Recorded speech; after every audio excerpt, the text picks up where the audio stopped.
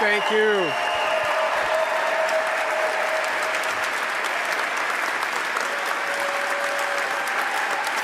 Thank you so much. Thank you. What a granddaughter. Thank you, Tessa, and thank you, Shannon, for your work today also. So thank you so much.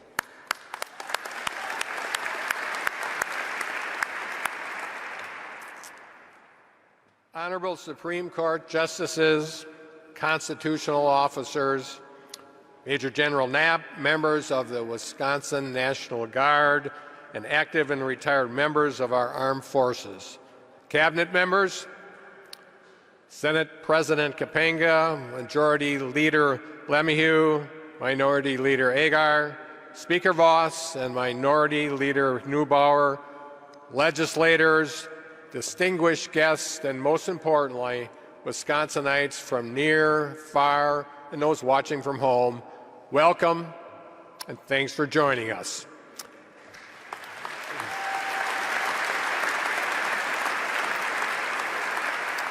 I want to begin by congratulating the folks behind me who also took their oath of office today.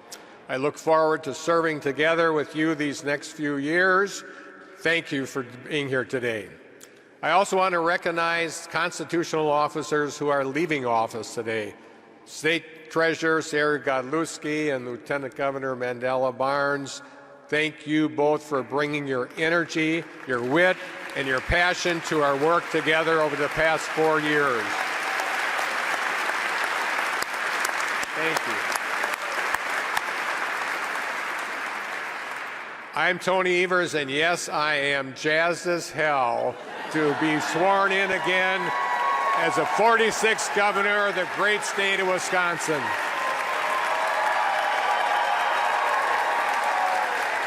Thank you. Jazz as hell.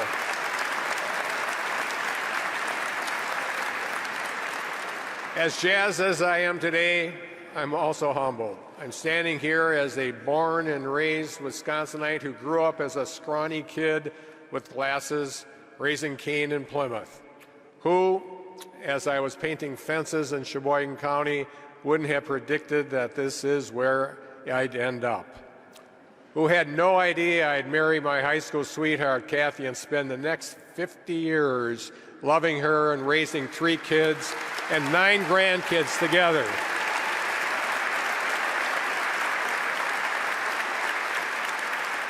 Who never dreamed I'd be taking an oath of office to be governor of this great state that made me who I am, much less that I'd have the opportunity to do it twice.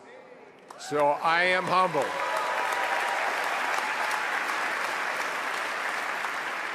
And just as I did 4 years ago, I stand here today with a grateful heart for your trust, for your faith, and for your confidence.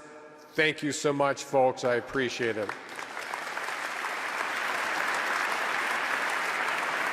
To take the oath as governor, an oath only 45 people have taken before me, is an extraordinary privilege. And not just because a so-called boring former science teacher managed to end up here, but because each time this oath is taken, it's a profound display of our democracy.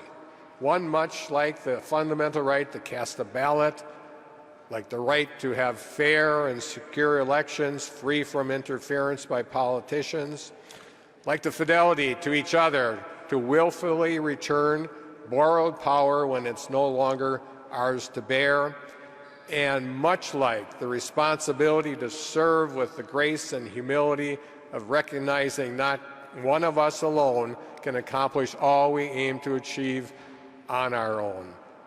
Today represents a defining feature and an extraordinary expression of what makes our state and our country great, that the functions of democracy are derived not from any one person, any one office, or any one party, but from all of us together.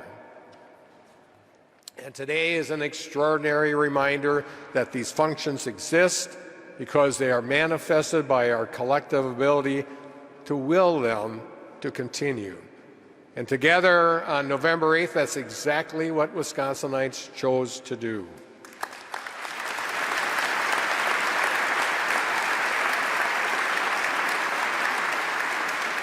This past November, Wisconsin rejected a trajectory bent towards permanently undermining the tenets and institutions that are fundamental to who we are as a people. Wisconsin rejected a rhetoric born out of apathy and animosity towards our neighbor. And Wisconsin rejected a return to the bitter politics of resentment. Given the opportunity to abandon the virtues that define us, Wisconsinites chose to embrace a better history. Given the opportunity to retreat into division and doubt, Wisconsin chose a future of unity and faith. Given the opportunity to further enable cynicism and hate, Wisconsinites chose kindness, and they chose hope instead. People voted because they believe, as I do, that we should fully fund our public schools, keep class sizes small, invest in kids' mental health, and retain and build upon our talented education workforce, because they know that when we do what's best for our kids, we do what's best for our state.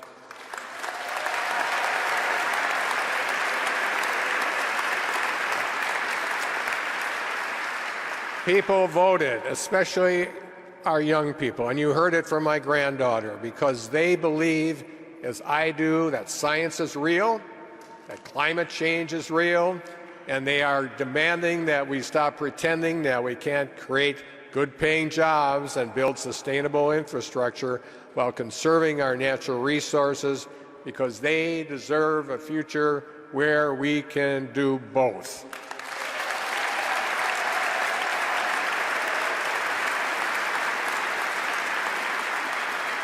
People voted because they believe, as I do, that when we deliver tax relief, it should be targeted to the middle class to give working families a little breathing room in their family budget, not to give big breaks to millionaires and billionaires who don't need the extra help to afford rising costs.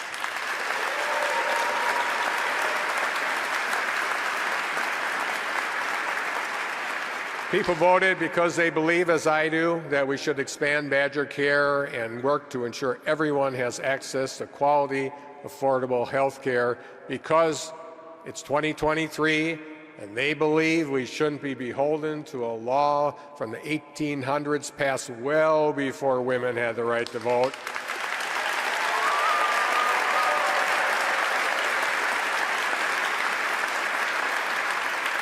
Because they believe people should have the freedom to make their own reproductive health decisions without needing permission from politicians.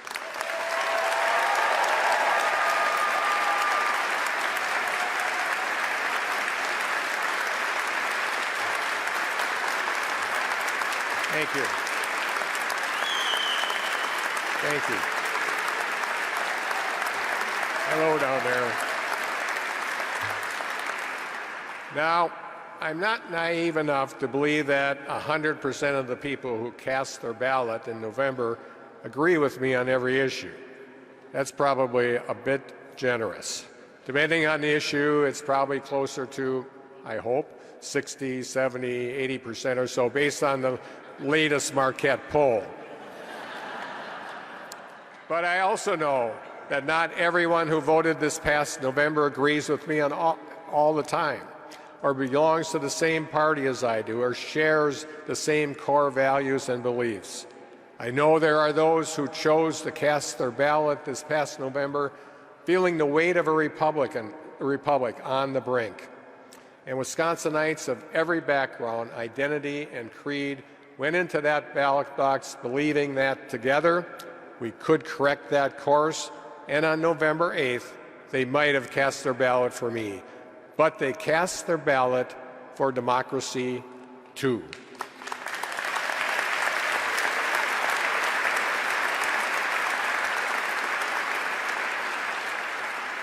And in doing so, Wisconsinites reaffirm that our duty and allegiance first and foremost, is not to our own interests, but to each other, resolved to the common good that binds us, vehement about the values that unite us, and steadfast to the ideals that transcend us. So we are here today to take an oath to support the constitutions of our country and our state, promising to faithfully discharge our duties to the best of our abilities. We have work ahead of us to not only protect these basic functions, but to forge forward together.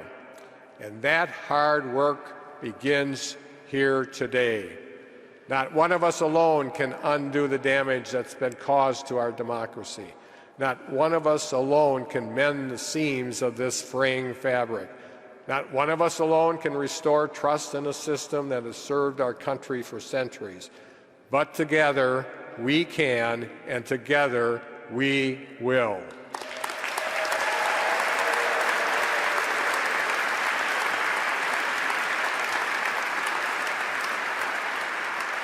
No one person alone can retain or recruit all the educators we need to keep our class sizes small, or get each of our kids the support they need to get caught up after a pandemic, or to fully fund our schools so that they have the resources to improve outcomes and prepare our kids for the future. But together, we will.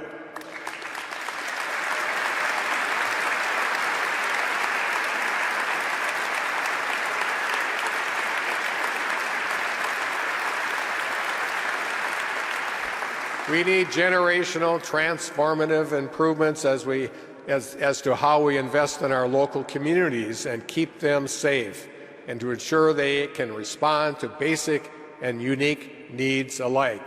So let's keep working together on a plan, because while one person alone cannot right the disinvestment local communities have seen over the last decade, together we will.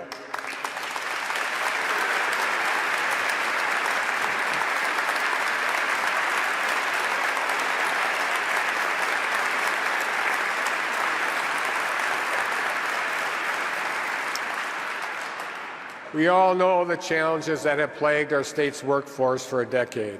Wisconsin must be able to compete to bring more talented workers to our state, most especially to address our healthcare workforce shortage.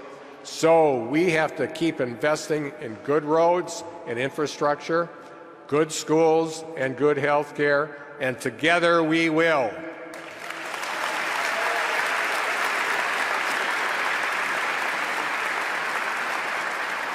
But we also have to expand access to affordable housing in our rural areas and urban areas alike. We must expand job training and apprenticeship programs in innovative industries and technologies. We must invest in public transit and transportation alternatives. Together, we will.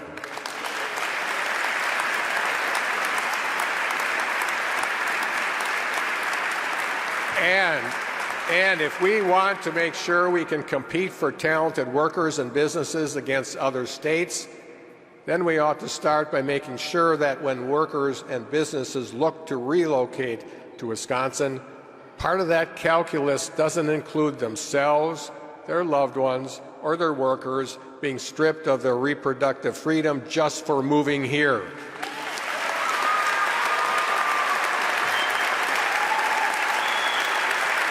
We must restore the freedoms that Wisconsinites have had until June 23rd, 2022, the day before the U.S. Supreme Court overrode Roe v. Wade, and I believe that together we will.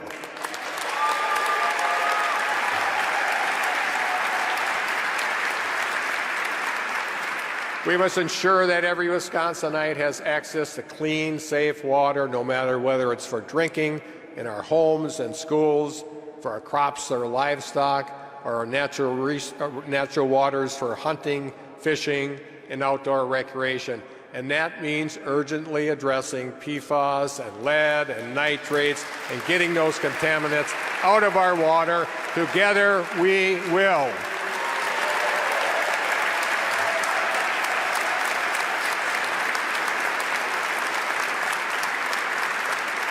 And we also know that if we do not close that digital divide, Wisconsinites will be left behind. So we must ensure that every kid, every family, every business, and every hospital can get connected to affordable, reliable, high-speed internet. Together, we will do that.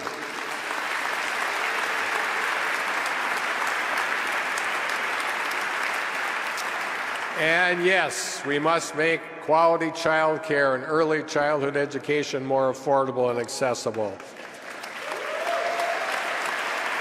Yes, we must lower the cost of medication and cap the cost of insulin. Yes, we must have a meaningful conversation about treating marijuana, much like we do alcohol, but we can't do it alone. Together, we will.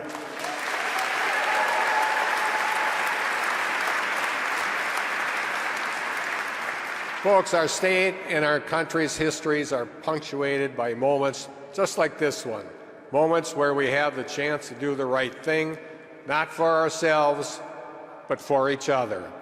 There's no question that the work we must do to build the future we want for our kids or our grandkids or our state is only possible if we're willing to do it together, and I believe that together we will. Wisconsin, we love you. Let's polka tonight and get to work tomorrow. Thank you, and on Wisconsin.